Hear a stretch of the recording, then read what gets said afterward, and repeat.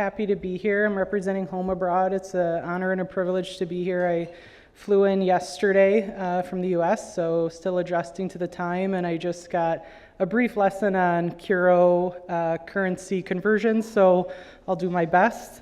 So HomeAbroad, we help foreign nationals purchase investment properties in the US.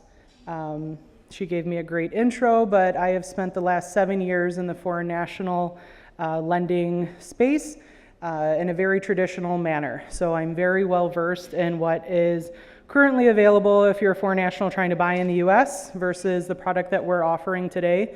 So super excited to share some of this. So why the US market? I think a lot of people are already kind of heading that direction and are already interested in it.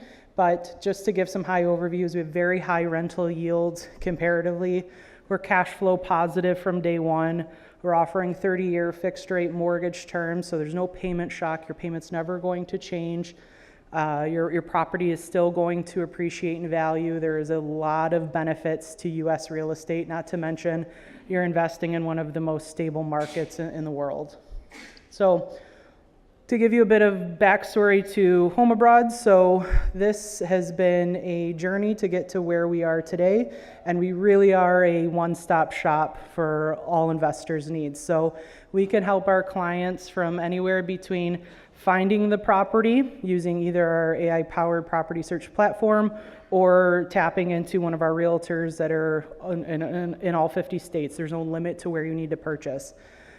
We can help finance the property. So we have 15 different lending partners that we work with that are all aware that you don't have US credit, US employment, US income, none of that matters with the loan products that we're offering.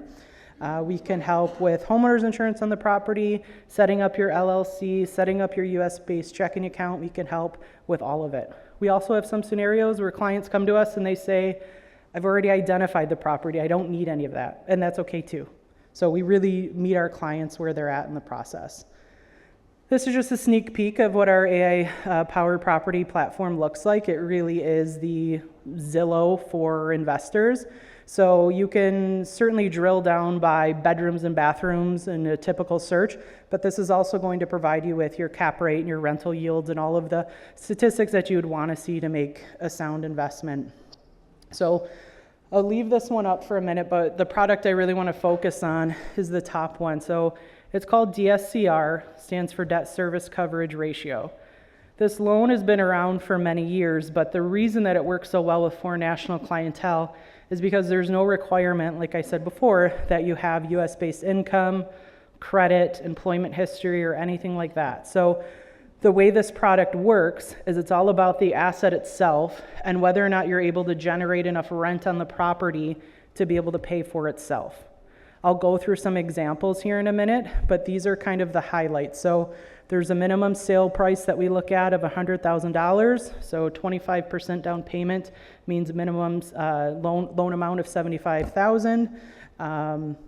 It's all, again, over a 30-year fixed rate period. So I want to get into some examples here shortly, but this is going to kind of show where the US market is at right now. So of the $1+ trillion for foreign buyers in the last 10 years, 60 billion of that is coming out of India. You'll see on the right-hand side, we have some pretty popular areas despite the weather and recent hurricane. Florida is super popular, Texas, New Jersey, Massachusetts, California.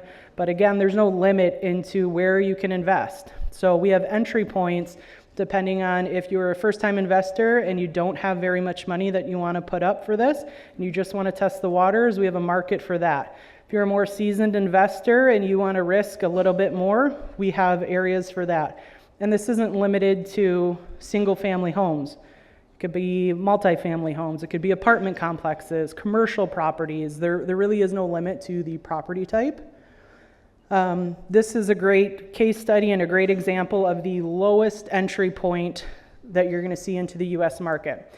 I know this scenario very well because this was one of my clients. So she was from South Africa, first-time investor. She paid $140,000 USD for the property, which I understand to be 1.25 Curos. Put 25% as a down payment. If we look to the right, we're going to see the mortgage payment. So the principal and interest amount is $714. I don't have the conversion on this, so I apologize. A lot of info to learn here. But $714 USD for the payment. Property taxes and insurance is $200 USD. So she's looking at a total all-in payment of $914. She is renting this out for $2,600 a month. So the way that the rent is verified, and the great thing about this loan is that you're not going to be able to buy a property that isn't cash flow positive, because the whole point of the loan is that you are at least breaking even. Most of our clients aren't in it to break even, they want to cash flow. But that's a bit of an insurance policy, is that the loan will not get approved if you are not at least breaking even. In this case, for my customer, she's certainly doing more than breaking even. So gross rental yield of almost 23%. This takes it a step further. So we're looking at her total cash investment of about $39,000 USD.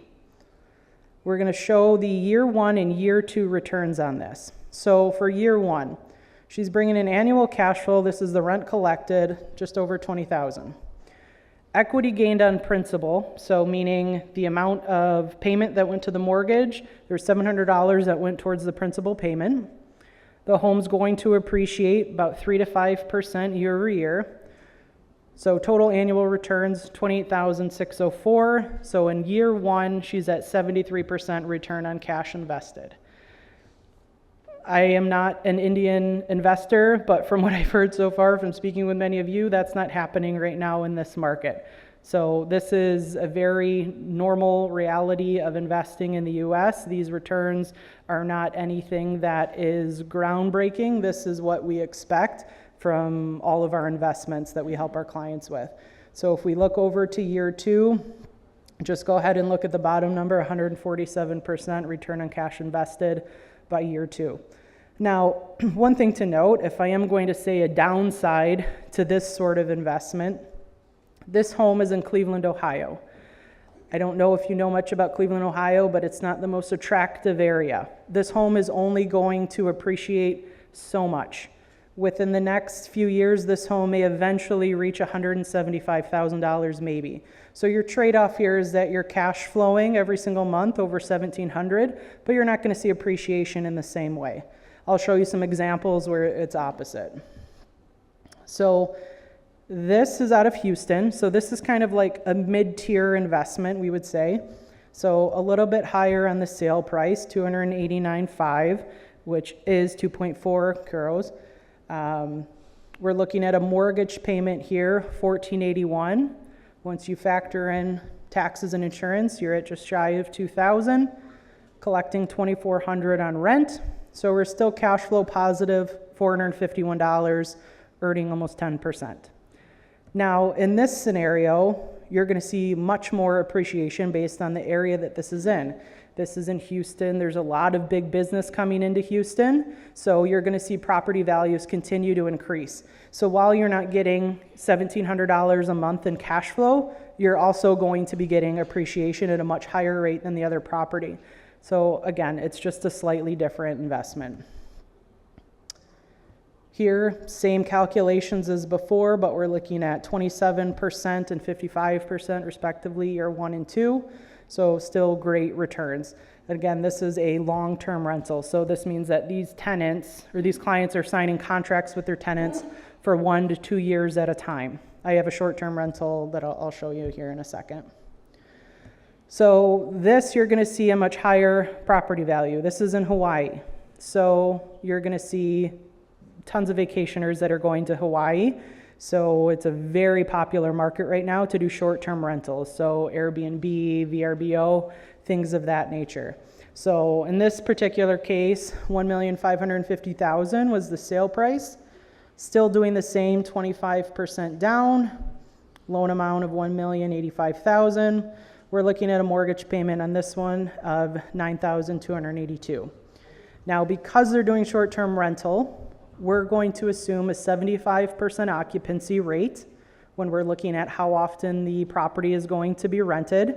And still, even at 75%, we're looking at bringing in almost 16,000 USD per month, cash flowing almost $6,500 per month, almost again 10% return on investment rental yield. This breaks this one down even further. You're going to see 33%, 52% year 1 and 2 on returns. But this is a different investment from the other two in that you're going to see your property management expenses are going to be a little bit higher. It's short-term rental. You're going to have quite a bit more turnover and therefore need to kind of hire staff to make sure that the property is maintained. But still, you're still cash flow positive. Now this scenario is a cash out refinance. So the way that this works, in this particular scenario, this client paid cash for their property, $77,800, paid cash. The home appreciated in value over 4 years. They did some renovations to the home. The home came in appraised new at $140,000 USD. So they've gained $62,000 in equity in 4 years on this property by the natural appreciation and the renovations that they've done. So when we look at doing a cash out refinance, the way that this product works is instead of you giving me a purchase contract and me giving you a loan back, you already have the property, the title is already in your name. We'll put a mortgage on that property for you and we will give you the cash back. So what most savvy investors are doing and how they're leveraging this is they will buy one property and either pay cash or use a mortgage. They will take a cash out refinance mortgage to take their equity back out in cash and then go purchase several more properties with the investment that they made on their first deal. So this is a fantastic way to kind of build generational wealth for your families because there's no limit in how many properties that you can own under this stature. Because this is considered a business loan and you have to close in an LLC, there's no limit into how many properties that you can own. So this is a great real life example of how this could also be beneficial to you. So if you have a kid that's attending a U.S. university, you want to buy a property that's in that same general area of the campus. Let's say you pay $400,000, you end up with a $300,000 loan amount. Let's say your kid occupies one of the rooms in the home, commutes onto campus. You can have tenants in that property then paying the mortgage while you're still cash flowing. So in this scenario, we're assuming $2,000 is being charged to the other tenants of the home. So $96,000 over 4 years. That's a substantial chunk of money that you can use to pay for your kids' college or just save away. There's many different options, but this is a great tool that a lot of U.S. investors are already deploying because it's not limited to single family homes either. So if you were to buy a multifamily home near a university or a medical center where there's a lot of renters in need, you can still occupy one room and rent out several different units and still be cash flow positive. So at the end of this scenario, the kid then either has the choice to potentially take over the mortgage as their own asset, they can continue to live there, they can rent it out, a lot of different options. This just kind of gives a nice comparison to other cities in the world compared to the US market. So you can see, you know, we're talking double digits for most of the cities in the US, comparatively to quite low everywhere else in the world. So very high rental yields to be expected in the US market. This is price per square footage. This is just astonishing. I've seen these facts comparatively to a lot of cities in Canada, and that was astonishing to look at, but seeing the difference between, you know, Cleveland and Dubai is outrageous. So you could see here, would request you to please wrap them. So what you could see here is that there's a pretty big gap here. Double taxes, this is what everyone's concerned about. So the great thing is that you will have to pay property gains taxes on any income that you earn in the US, but you're not going to be required to pay it twice.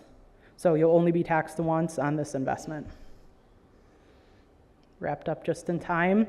I don't know that we have time for questions, but we're at booth A16, so please stop by if you guys have any questions.